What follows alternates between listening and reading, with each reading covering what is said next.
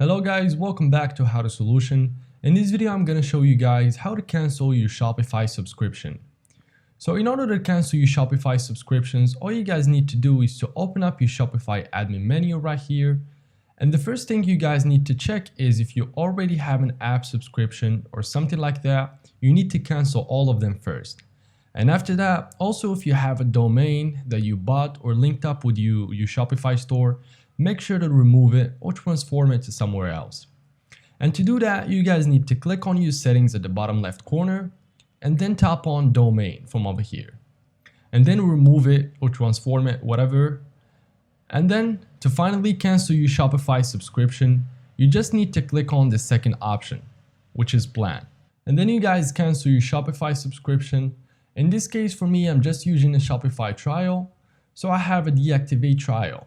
But if you have already purchased a Shopify plan, you will be able to find cancel subscriptions or something similar to that. So just click on that and your Shopify subscription will be canceled. So yeah guys, that is it for this video. If you guys found this tutorial helpful, please leave a like and subscribe to the channel. Thank you for watching. Take care until next time.